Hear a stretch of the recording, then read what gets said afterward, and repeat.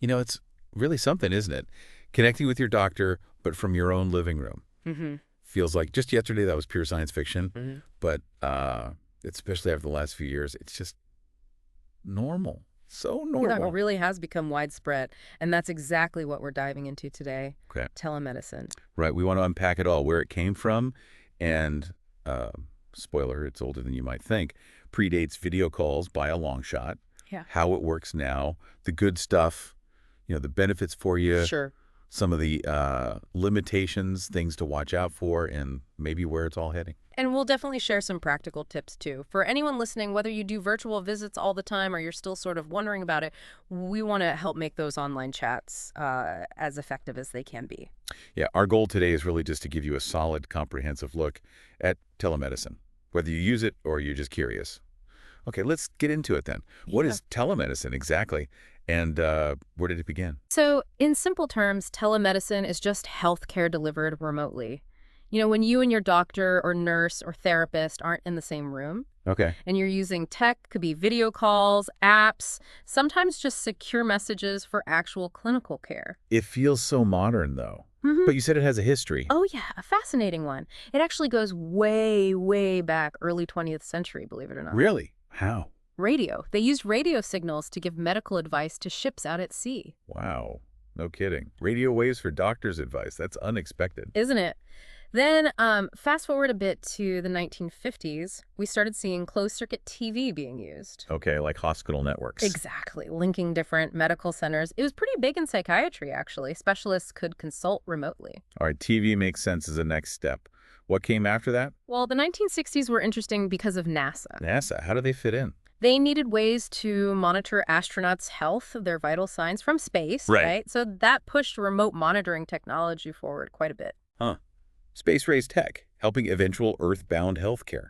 We don't really think about those connections. You don't, but it happens all the time. Innovation spills over. Then, of course, the 90s brought the internet, and we saw the very first sort of early versions of internet-based telemedicine, what you might kind of recognize today. But it still feels like it didn't really take off for most people until very recently. You're absolutely right. The big, massive shift was 2020, the pandemic. Everything changed then. It forced everyone's hand, really. Healthcare systems, clinics, they had to adopt telemedicine, and fast. It wasn't really an option anymore. It felt like it happened overnight. Yeah, Suddenly, video calls with your GP were just a thing. exactly. And crucially, the rules changed quickly, too. Medicare, private insurance companies, they adapted their policies almost immediately to cover virtual visits. That was huge. It cemented telemedicine's place. So something that started incredibly with radio, then TV, then the early web, suddenly became totally mainstream because of a global crisis. That's a perfect summary. It went from maybe a niche thing or a temporary fix to being a permanent, really important part of how healthcare works now. Okay, so that covers the why and when. Let's get into the how. How does it actually work for people today? What kinds of remote services are out there? Well, there are a few main types. The one most people probably think of first is the live video appointment. Right, like a Zoom call with your doctor. Pretty much, yeah. Real-time video chat. Could be with your regular doctor, a specialist, or maybe one of those dedicated telemedicine companies you see advertised. Like Teladoc or maybe the platform your hospital system uses. Exactly those. Then there's something called store and forward. Store and forward. What's that? It's asynchronous. So you send information, maybe lab results, x-rays, photos, even short videos securely to your provider. They look at it later on their own time and get back to you. Ah, okay. So not a live conversation. Right. Think about sending pictures of a rash to your dermatologist. They review them when they can and then send back a diagnosis or treatment plan. I can see that being super useful for dermatology, yeah. Where a visual is key, Yeah. but maybe not urgent for a live chat. Precisely. It works well for specialties where that immediate back and forth isn't always essential. Then we also have remote patient monitoring.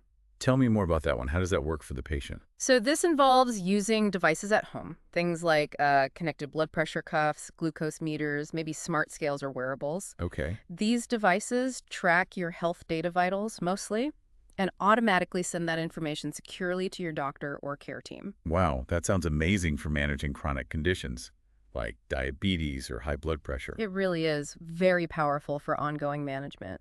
And we shouldn't forget mobile health apps either. Health, right? Yep. Apps that help you track symptoms, remind you to take meds, let you send secure messages to your provider's office, things like that. Okay. Now, you mentioned this earlier, but maybe we can quickly clear this up for listeners. People often use telehealth and telemedicine interchangeably. Is there actually a difference? Yeah, there is, although you're right, they get used synonymously all the time. Technically, telehealth is the broader umbrella term. Okay. It covers all uses of technology for health-related stuff. So that includes doctor training, administrative meetings, public health campaigns, not just direct patient care. Telemedicine is specifically about the clinical services delivered remotely to you, the patient. Got it. Telehealth is broad. Telemedicine is the clinical care part. That's helpful. So if someone's thinking about their first virtual visit, what's the basic tech they need? It's usually pretty straightforward. You need a device, smartphone, tablet, computer with a camera and microphone. Right. And crucially, a reliable internet connection. The service is usually run through secure websites or dedicated apps. And privacy. That's got to be a big concern for people, sharing health info online. Absolutely. It's paramount. Reputable platforms use strong encryption, and they have to follow privacy laws like Taipei in the US. The rules designed to keep your health information safe and confidential. Okay, that's reassuring. So any practical tips for someone prepping for that first virtual appointment to make it go well? Definitely. First, find a quiet, private spot. Good lighting helps too, so the doctor can actually see you clearly. Good point. And absolutely test your tech beforehand. Check your camera, your mic, your internet speed. Avoid those frustrating technical glitches during the actual call. Yeah, for sure. Nothing worse than wrestling with tech when you're trying to talk about symptoms. Okay, so we know what it is, how it works. Why has it become such a big deal? What are the main upsides for patients? Oh, convenience is huge. Just massive. Think about it. No driving, no parking, no sitting in a waiting room, less time off work or away from family. For a lot of people, it just fits into life so much easier. Absolutely. And accessibility too, right? Especially for people in rural areas or maybe folks with mobility issues. That seems like a massive benefit. A game changer for many. If you live far from specialists, telemedicine can bring that expertise right to you. And if leaving the house is difficult, physically or otherwise, it removes a major barrier to getting care. And what about managing ongoing things like those chronic conditions you mentioned? Yeah, it can really improve continuity of care. More frequent, easier check-ins mean your doctor can track things more closely, adjust your treatment faster if needed. And we saw the public health angle during the pandemic, didn't we? Keeping people home, reducing exposure. Exactly. A huge benefit then, and still relevant now for reducing the spread of contagious illnesses. You get care without potentially exposing yourself or others. But it's not just about convenience, is it? Is the care actually as good? Are there studies on effectiveness? Yes, definitely. Yep. For many, many conditions, studies show telemedicine outcomes are just as good as in-person care. And patient satisfaction is generally really high. People tend to like it. That's good to know. What about costs? Does it save money? It can, yeah. Maybe not the visit cost itself. That might be similar. But you save on travel, gas, parking, maybe lost wages from time off work. Right. Those indirect costs add up. They really do. And for the healthcare system overall, there's potential for efficiency. Seeing more patients, maybe needing less physical office space, that could help control costs down the line. I've also heard anecdotally that some people actually feel more comfortable talking about sensitive stuff from home. That's a really interesting point, and yes, we hear that too. That feeling of being in your own safe space can make it easier to open up about things you might feel awkward discussing face-to-face in a clinic. And you mentioned involving family members earlier. That seems really helpful. It really can be. If Yeah. you have a family member, say, who lives elsewhere but helps manage your care, they can easily join a video call. Better communication, shared decisions, it's a great feature. Okay, so that's a pretty strong list of benefits, but, nothing's perfect. There have to be downsides, limitations, challenges. What are those? You're right, there absolutely are. The most obvious one is the lack of a physical exam. Right. The doctor can't listen to your lungs or feel your stomach through a screen. Exactly. No hands-on assessment. That immediately limits what can be diagnosed or managed remotely. Some things just require that physical touch. So diagnostic limitations are definitely a factor. For sure.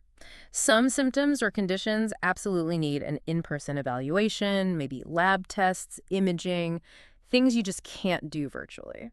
And we mentioned it briefly, but that digital divide, It feels like a really significant barrier. It's not just about not having the latest phone, right? Mm. It can actually worsen health It's a inequalities. huge concern. Not everyone has reliable broadband internet. Not everyone owns a suitable device or feels comfortable using the technology. And this often impacts older adults, people in low-income situations, rural populations, sometimes the very people who could benefit most from the access telemedicine provides. It's a real paradox. Are there concerns about, say, the quality of care itself? Maybe overprescribing, especially with some of those direct-to-consumer services. Yeah, that's been raised, particularly for services where you don't have an ongoing relationship with the provider. Is there enough context? Is there pressure to prescribe something quickly? It's something regulators are watching. Speaking of regulators, is the legal side still kind of tricky? Like doctors being licensed in one state but seeing a patient in another? Insurance coverage? Yes, the regulatory landscape is still evolving. State licensing rules, how insurance pays for different types of virtual visits. It can be complex and inconsistent, which creates hurdles for both providers and patients. And privacy, again. Even with secure platforms, some people might just feel uneasy about sharing very personal health details online. That's totally valid. Building and maintaining that trust, ensuring ironclad security, it's absolutely crucial for telemedicine to work long term. And there's also the question about the doctor-patient relationship itself. How's Some worry that if interactions are mostly virtual, you might lose some of that personal connection, that rapport you build over time with in-person visits, that human touch. Yeah, that connection is important. And what if you're using, say, a telemedicine app for one thing, seeing your regular doctor for another? hmm How does all that care get coordinated? That's another big challenge, fragmentation of care. It really highlights why having a primary care provider, someone who knows your whole health picture and can coordinate everything, is still so important no matter how you access care. Okay, so it sounds like, yes, huge potential, lots of benefits, but definitely not a magic bullet. There are real challenges to navigate. Exactly. It's a tool, a powerful one, but it Mhm. needs to be used appropriately, thoughtfully, and integrated well with traditional care. It enhances, it doesn't fully replace. So thinking about that balance, who really benefits the most from telemedicine right now? Are there specific groups or situations where it shines? Definitely. We see huge benefits for people managing chronic conditions, Hmm. diabetes, high blood pressure, heart disease. Right. That ability for frequent monitoring, quick virtual check-ins to adjust medication or lifestyle advice, it can make a real difference in keeping those conditions well controlled. Imagine having your glucose readings constantly monitored and your doctor alerted to issues. That's powerful. Makes total sense. What about mental health? Oh, it's been transformative for mental health. Therapy, psychiatry, they translate really well to video. Plus, it lowers barriers, less stigma, easier access, especially if finding a local provider is hard. And we keep coming back to access for rural or underserved areas. That seems key. Absolutely crucial. Getting specialist advice without hours of travel, it bridges enormous gaps in care. I can also see it being great for, say, busy working parents, Hmm. people who just find it incredibly hard to schedule and get to appointments. The sheer convenience factor is a massive draw there, yeah. Fitting in a quick virtual visit is just much more feasible for many people with packed schedules. What about patients who are immunocompromised? Huge benefit for them. Avoiding waiting rooms, avoiding potential exposure to infections, being able to get care safely from home is incredibly important for their health. And you mentioned elderly patients, which might surprise some people given the tech aspect. Yeah, once the initial tech hurdle is overcome, and often family can help, there are many older adults really appreciate avoiding the physical strain and hassle of traveling to appointments. That's a really good point. Are there specific medical areas where it's particularly useful? Dermatology, as we mentioned, is a great example. So much is visual. Right. Also, many post-surgery follow-ups where the doctor just needs to check in visually or talk things through, not necessarily do a physical exam. And even some urgent care type things, pink eye, sinus infections, rashes. Often those can be handled quickly and conveniently via telemedicine. Okay, so it's clear it helps a lot of different people in different situations. But, important reminder, still not for everything. Emergencies, complex diagnoses needing that hands-on exam. hmm You still need in-person care for those. Exactly. It's a complement, not a replacement. Knowing when to use which is key. Okay, so let's shift to practical advice. Mhm. For listeners who are maybe going to have a virtual visit soon or just want to make the ones they have better, what are your top tips? Preparation is number one. Before the call, Seriously, jot down your symptoms. When did they start? What makes them better or worse? Write down your questions too. Good advice for any doctor visit, really. Helps you make the most of the time. Totally. And have your medication list ready. Everything you take, including dosages, vitamins, supplements too, have it right there. Okay. If you can check your vitals beforehand, blood pressure, temperature, maybe heart rate, if you have a way, that's great info for the doctor. And we said it before, but worth repeating. Test your tech. Camera, mic, internet. Do a quick check well before the appointment starts. Yes. Avoid that last-minute panic. And pick your spot. Quiet, private, good lighting. Make sure they can see and hear you clearly. What if you need to show them something? Like that rash we talked about. Yeah, think about that ahead of time. How can you position the camera to give them the clearest possible view? Might need a lamp nearby or get creative with angles. Good practical tip. It really helps. Also, maybe consider having a friend or family member join you on the call for support or just to help remember things. A second set of ears. Exactly. During the call itself, just be open and honest about everything. Don't downplay symptoms because you're on video. The doctor needs the full picture. And if you don't understand something they say, Ask. Definitely ask for clarification. It's sometimes harder to read cues virtually, so speak up. Say, could you explain that again? Or what does that mean exactly? right. Don't just nod along if you're confused. Please don't. And before you hang up, make sure you know the next steps. Is there a prescription? Where is it going? Do you need tests? A follow-up? When? Get that plan clear. Yes. And finally, if you have feedback about the experience, good or bad, share it. With the provider, the platform, that helps improve things for everyone. That's all really solid, actionable advice. Thanks. Now, let's look ahead. Crystal ball time. What's next for telemedicine? What trends are emerging? Well, I think we'll see even more integration of those remote monitoring devices we talked about. Smartwatches, wearables, seamlessly feeding data to your health record, allowing for really proactive, maybe even predictive care. That sounds futuristic, but it's happening now and will only grow. That continuous monitoring idea is pretty amazing. It is. And AI, artificial intelligence, will play a bigger role too. How so? Helping with things like triaging patients, figuring out who needs to be seen urgently, or spotting subtle patterns in health data that humans might miss. It could free up clinicians to focus on the more complex stuff. Interesting. So AI assisting, not replacing the doctor. Ideally, yes. Augmenting their abilities. We'll also likely see more hybrid care, Meaning? mixing virtual and in-person visits strategically. Maybe initial consult online, follow-up in person, then back to virtual check-ins, tailoring the approach to the need. That makes sense. Best of both worlds. Right. And the platforms themselves will keep getting better, more intuitive, easier to use, more accessible for everyone, regardless of tech savviness. And finally, the policies, the regulations, the insurance coverage that will continue to evolve to better support telemedicine as a core part of healthcare. It really does feel like we're still just scratching the surface of what's possible here. So as we wrap up this deep dive, I think the main takeaway is that telemedicine is a genuinely valuable tool. It adds a lot to healthcare. Absolutely. It complements traditional care really well. More convenience for you, better access for many, potentially better outcomes through closer monitoring. But again, it's not a replacement for everything. It's about choosing the right tool for the job, isn't it? Knowing when a virtual visit is perfect and when you really need to be in the room with your doctor. Exactly that. And for listeners, if you've used telemedicine, we genuinely love to hear about your experiences. The good, the bad, the surprising. Share them with us. Yeah, you can find us on our website, on social media. Your stories really help everyone understand this better. Before we sign off, we should quickly mention the sources we drew on for today's discussion. We looked at quite a few reports and articles. We did. Key ones included the American Telemedicine Association's 2023 State of Telemedicine report, which gave a great snapshot of current use. Also, a special issue of the Journal of the American Medical Association from February 2024 focused specifically on telehealth outcomes. We also looked at the World Health Organization's global strategy on digital health for that bigger picture perspective.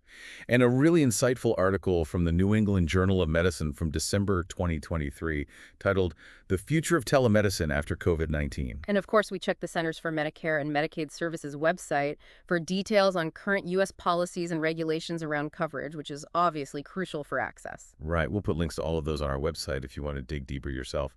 Thank you so much for joining us for this exploration of telemedicine. Yeah, this was a great conversation. Really important topic. Absolutely. Until our next deep dive, stay curious, keep asking questions. And think about how technology continues to shape and hopefully improve the way we all experience healthcare.